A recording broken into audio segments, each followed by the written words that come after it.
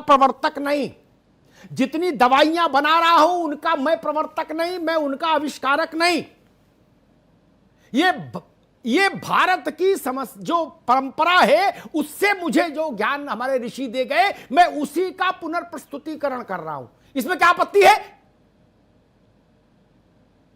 भगवान की कथा, राम की कथा हजारों तरह से लिखी गई, इवन उर्दू में लिखी गई, क्या आपत्ति है? किसी ने क्लेम नहीं किया कि हम राम की कथा के फाउंडर हैं, ना रामदेव करते, फिर क्या समस्या है? वही चीज आप लोग बेचो, अंग्रेज बेच दें तो ठीक। और शर्म आनी चाहिए उन लोगों को जिन्होंने दीपक मिश्रा को, नवीन जी को, चौधरी साहब को, शैलेंद्र तिवारी को दतून करते देखकर हम जग हंसाई बनाई, बोले देखो मूर्ख, वो अमेज़न से दतून मंगा रहे हैं, दतून, क्योंकि वो अंग्रेजी में लिखता कि इससे सब कीटाणु जीवाणु मर जाएंगे मुंह के। हमारे तो पुरखे दतून करते रहे, बाबा दतून बेच देंगे तो फिर खिलाफत होगी, ये काम विदेशियों के लिए छोड़ दो क्योंकि बाबा हमको पसंद नहीं। अरे आपकी पसंद से देश चलेगा?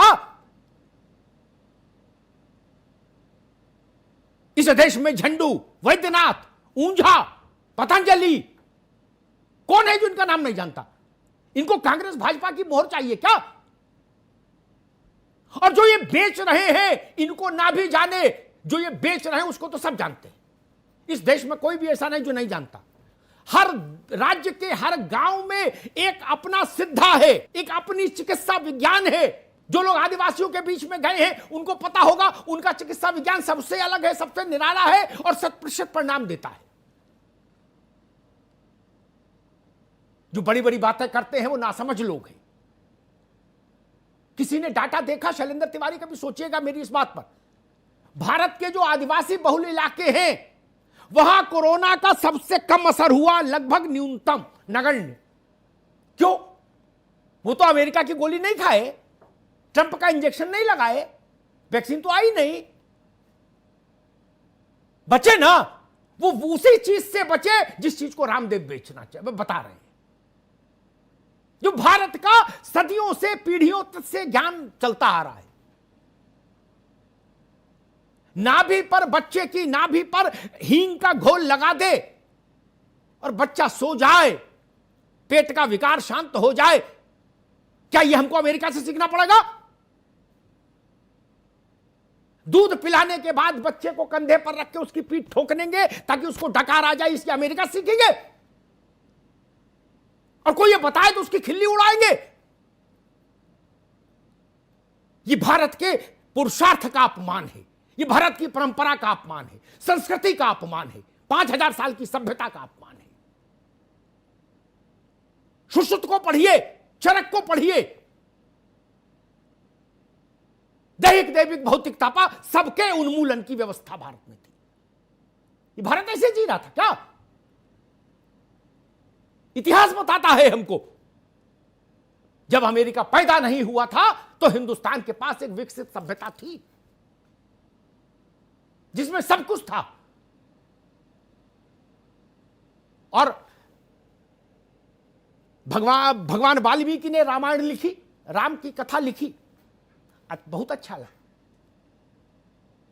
केशव दास ने भी रामचंद्र का लिखी, वो भी अच्छी लिखी। कंबन ने लिखी, वो भी अच्छी लिखी। लेकिन राम को गांव गांव, घर घर पहुंचाने वाले तुलसी ही हैं,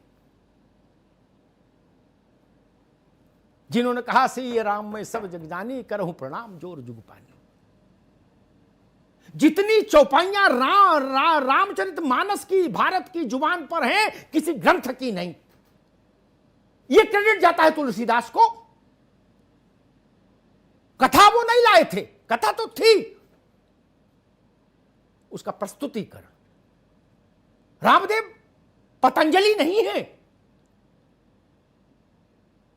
लेकिन पतंजलि ने जो सूत्र दिए उनको लोकग्राह्य बनाने का काम बाबा रामदेव ने किया है।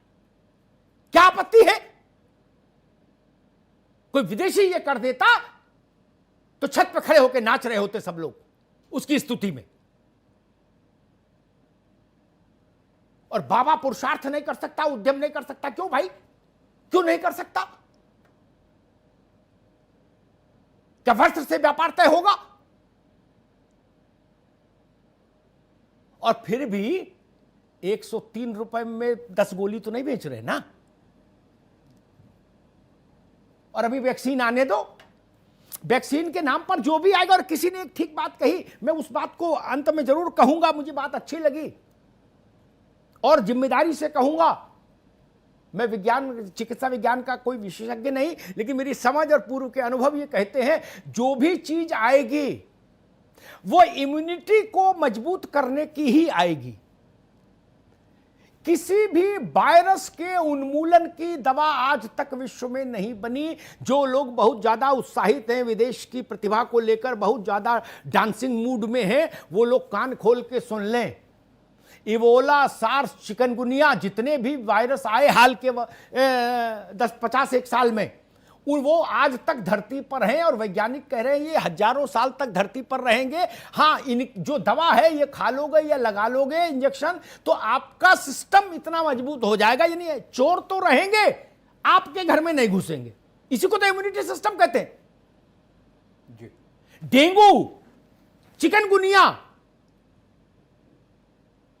पोलियो, चेचक, क्या ये वायरस खत्म हो गए? No no no.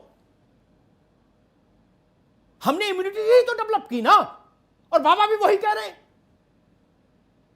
आज तक मुझे कोई डॉक्टर ये बता दे आके कि इस वायरस से उत्पन्न बीमारी को, वायरस को खत्म करने की दवा हमने खोज ली। नहीं, वायरस आपके पेट में नहीं जाए, आपने उसका बंदोबस्त किया है। वही बात बाबा कह रहे हैं। इसलिए हल्ला गुल्ला मचाइए, राजनीतिक लोग राजनीतिक विषयों पर मचाएं, चिकित्सा विज्ञान की चीजें वहां छोड़ दीजिए। और भारत के मन, भारत का लोक जीवन, भारत की परंपराएं, भारत का समृद्ध वैदिक इतिहास और स्वास्थ्य का विज्ञान, इस पर उंगली मत उठाइए। हम लोग बहुत छोटे लोग हैं। वो सूरज थे, धन्वंतरी, चरक, सुश्रुत, पतंजलि, हम लोग जुगनू भी नहीं हैं। उनका सम्मान करना सीखिए। धन्यवाद।